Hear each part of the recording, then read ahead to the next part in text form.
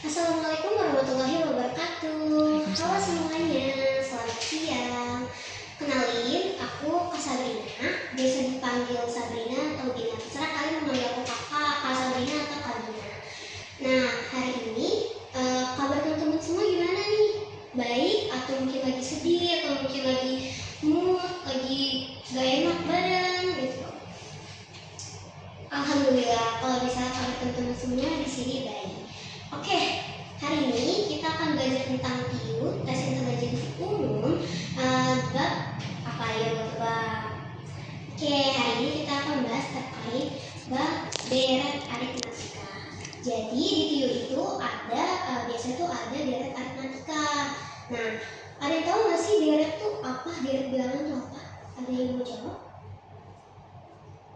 Oke, jadi deret bilangan itu adalah pengoperasian beruntun dari suku-suku pada suatu barisan bilangan. Jadi mungkin kalau misalnya teman-teman pas SMP nih biasanya ada nih deret aritmatika, geometri, mungkin teman-teman juga udah pernah kena lah ya sedikit gitu terkait materi deret ini. Nah, untuk lebih lanjutnya Kak Sabrina punya 3 soal, jadi kita coba langsung aja ya. Di sini. Nah, soal pertama, sini ada 1, 7, 4, 28, 23, dan 161. Kita disuruh cari angka berapa selanjutnya. Nah, di sini ada opsi 82, lalu ada opsi 98, 112, 126, dan juga 154. Nah, perlu diingat, ini ada sedikit tips. Jadi kalau misalnya kita melihat dalam suatu deret nih teman-teman, kita lihat pertama apakah bilangan ini dari kiri ke kanan itu naik atau turun. Kalau misalnya naik, biasanya dia itu penjumlahan atau perkalian. Tapi kalau misalnya turun, itu biasanya dia pengurangan atau pembagian.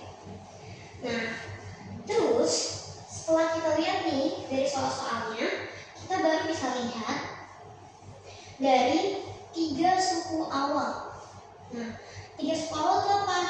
Tips untuk supaya kita langsung melihat nih apakah dia itu dijumlah atau dikali atau dibagi atau dikurang, itu kita harus lihat 3 gap suku awal. Kalau misalnya gapnya itu berdekatan, itu biasanya antara dijumlah atau dikurang. Tapi kalau misalnya berjauhan, itu biasanya dikali atau dibagi. Coba kita lihat dulu dari soal ini. Dari soal ini kita lihat di 3 suku pertama. Suku pertama dan kedua itu 1 dan 7. Dimana 1 dan 7 ini kan gak begitu jauh. Sebenarnya bisa dijumlah, bisa juga dikalikan.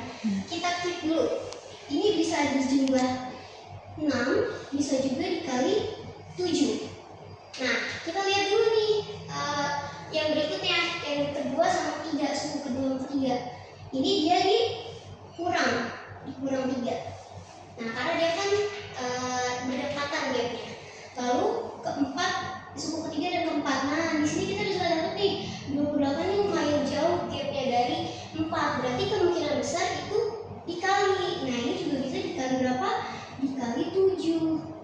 Nah, kita udah dapat nih di suku ini dikali 7. Berarti otomatis yang pertama itu juga kita ambil yang dikali 7.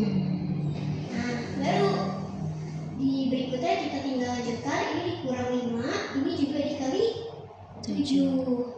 Nah, terus sudah kelihatan kan? Wah, polanya kelihatan nih, ada yang dikali 7, kali 7, kali 7. Tapi kita mau lihat yang sini.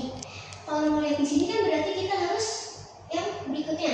Ini 3 sama 5, ini kita udah kelihatan juga polanya. Dia tuh bedanya berapa? Gapnya ada 2 angka. Berarti otomatis di sini itu adalah min 7. Jadi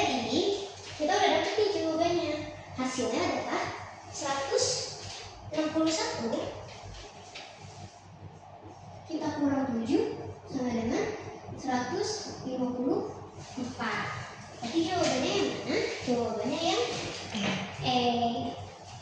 Ini dia jawabannya.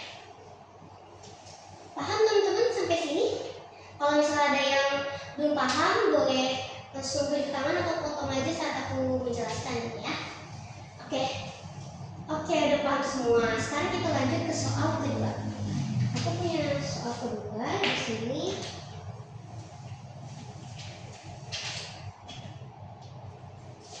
Sini ya. Soal kedua. Soal keduanya.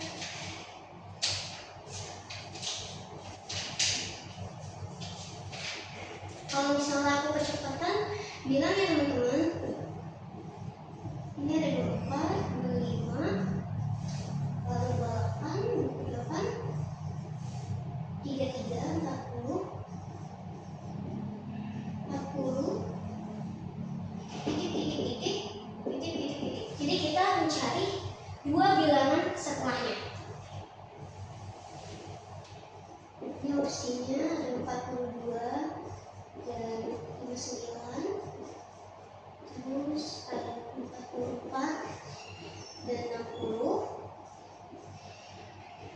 Terus ada 49 dan 60. Ada 50 dan 59. Lalu ada 49 dan 61. Oke, tadi kita pakai tips yang ini dulu. Kita lihat nih, dia tuh naik atau turun sih. Kalau kita lihat nih, mereka semua naik dari kiri ke kanan itu naik. Berarti kemungkinan ini antara dijumlah atau dikali. Nah, kita lihat juga gapnya itu jauh atau dekat. Nah, kita bisa lihat di sini gap dari 24 ke 25 itu kan deket ya teman-teman. Berarti kita coba asumsikan ini dijumlah. Jumlah 1. 25 ke 28 itu dekat juga. Jumlah 3. 28 ke 33 juga itu dekat.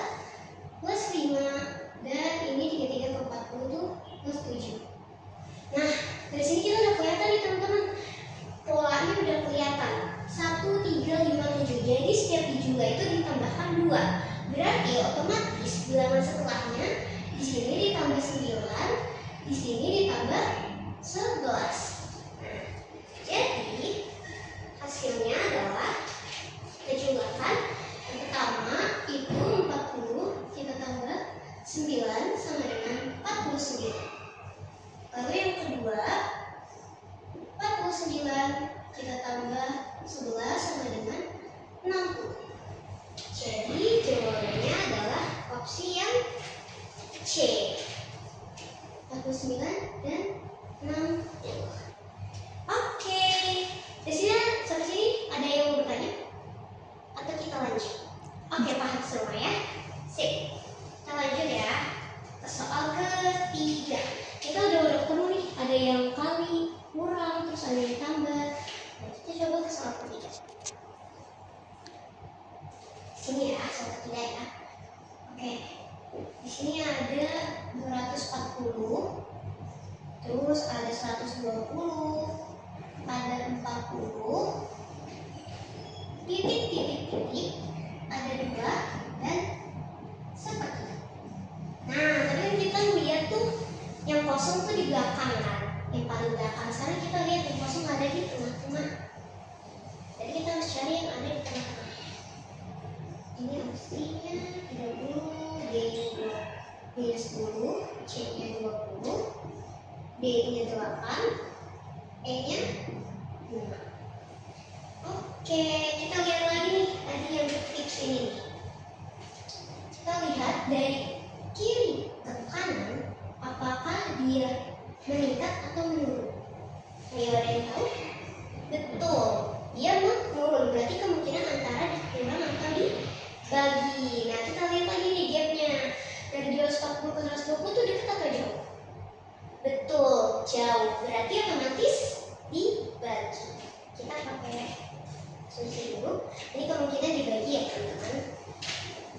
Nah, oke, 240 ke 120 itu dibagi berapa? Dibagi 2. 120 ke 40 dibagi 3. 40, nah ini kan kosong. Kita mengasumsikan dulu ya teman-teman.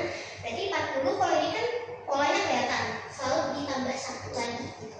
Berarti ini dibagi 4. Oke, kita keep dulu. Ini hasilnya 10. Di sini ada hasilnya, tapi kita buktikan dulu apakah seterusnya benar. Berarti ini ke sini harusnya dibagi 5. 10 bagi 5 benar 2? Benar. Terus ini ke sini 2 dibagi 6 benar? 3?